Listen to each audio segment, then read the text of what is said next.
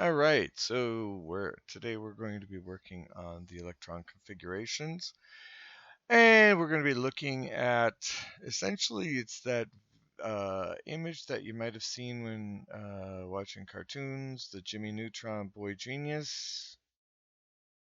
And let's change the opacity because yeah, there we are. Okay. So, Jimmy Neutron Boy Genius.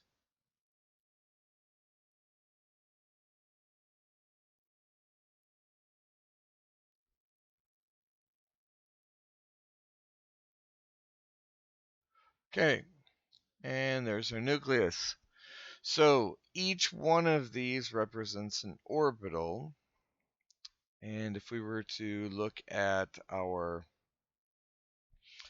image, I'm going to move this up just a little bit. If we go up to here, we're going to look at let's go with helium. Hydrogen and helium have the first orbital. The first orbital is also the first shell. So first, why does this keep changing opacity?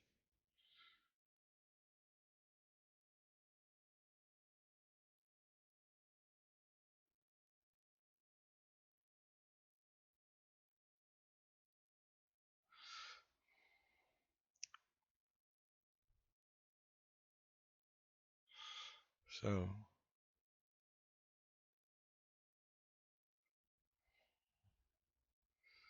okay, so the first orbital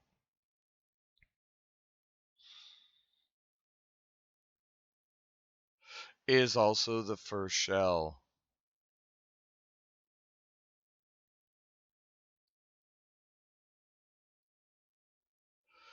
And then the next orbital would have the next shell would have 4 orbitals. And so for our first orbital, we're going to have, let's go with helium. So there's our nucleus. There's our 2 protons. That's the first orbital. And it's going to have 2 electrons because it has 2 protons. That is the first orbital, and it's also the first shell. The next orbit, and we call this the 1s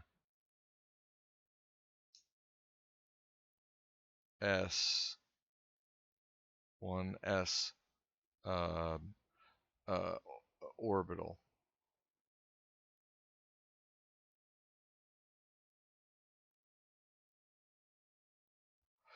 Okay, and then we go on to, let's see if I can move this just a little bit. All right, then we go on to our second shell that has 4 orbitals, and that's the Jimmy Neutron Boy. Let's move it up here. That's the Jimmy Neutron Boy Genius image.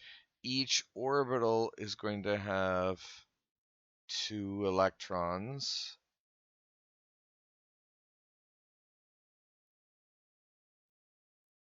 Two electrons in the orbitals. And it's going to have a maximum of 4 orbitals. Beyond that, you can have 9 orbitals, or for a total of 18 electrons in the next shell. But for our purposes, just look at it this way. First orbital has 2. That's this one right here.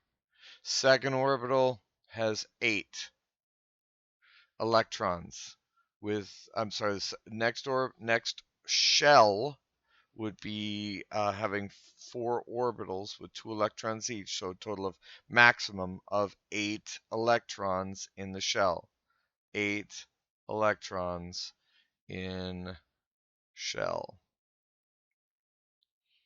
And then the next shell is also going to have 8.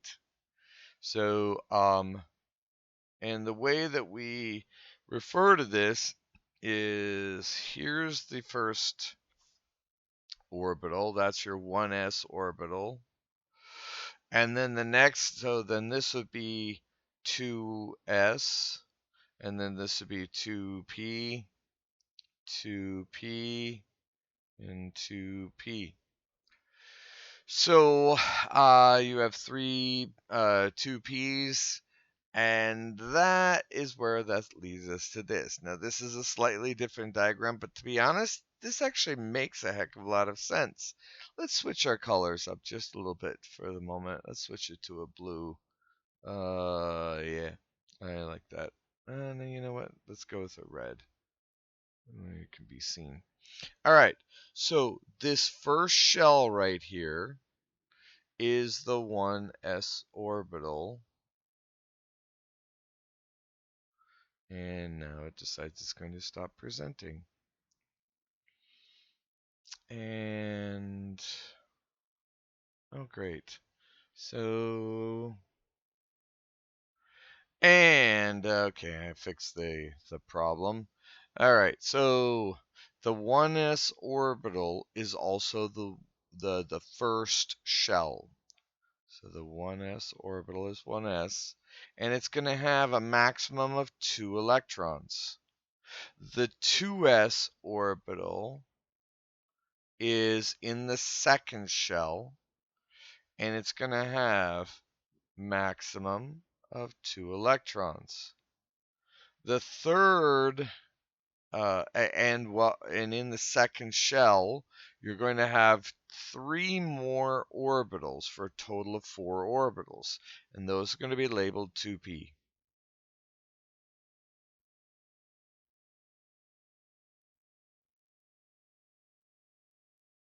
So our 1s is going to be, say that we're doing, let's say that we're going to be doing sodium or neon, which has 10. So our 1s is going to be having 2 electrons. That's the 1s orbital is also the 1s shell. Okay, so I'm going to change to a different color. Let's go with blue. And that's going to be for my 2s. So there's my 2s, and they're going to be opposite one another. And then, so that's going to be these two. I'm just covering up the reds, and what might as so that's my 2s. And then my 2p's, I have 3 2p's. And that's also going to have, I'm going to, so that's the second orbital. And then this would be the third orbital. And the second shell can have a maximum of 8 electrons. So it's going to have 2 more in the orbital. Let's change it to a green. And then we're going to have the 3s. So 3s is going to be here, and it's going to have 2 electrons in one orbital in the third shell. Put, I don't know. And then the 3p is going to be the next orbital in the third shell.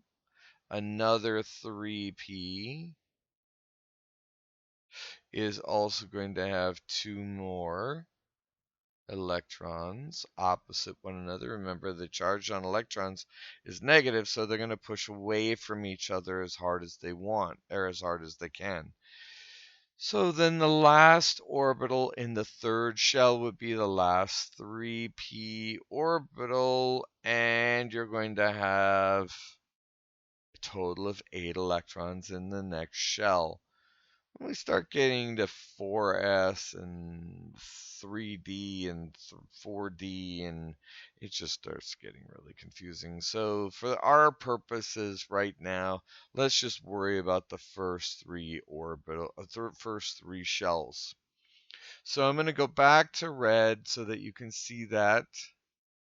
Um, so for hydrogen, this is where lesson 23, the one where I had you break things down on how many protons, how many neutrons, how many electrons are in an atom, depending on what that atom is. And so we're going to, hydrogen has 1 electron. Now, want to remind everybody, here we have the 1s orbital. The 1s orbital, if we go back to our image, our 1s orbital is right here. Okay, it's also the 1s shell. So, 2s, 2p, 2p, and 2p. This would be your second shell. Second shell. And I'm going to put an arrow to the 1s, and that is going to be your first shell. And then your next shell would be your 3s and 3Ps. And then your last, so this would be your third shell. And then your last shell would be 4s. So fourth shell. So as I said, and you know this from the work that you've already done. You know this from the reading that from the periodic table that you've read and studied. And you know that hydrogen has 1 electron. You know that helium has 2 electrons. Each one of these sets of parentheses, is 1 orbital. So you can put a maximum of 2 electrons in each orbital. So we can't fill any more with lithium. So we keep those 2 that are already in lithium, and we add 1 more into the next orbital. Beryllium 1, 2 has 4 electrons. You can do it maximum of 2 electrons in each orbital. The sets of parentheses represent 1 orbital.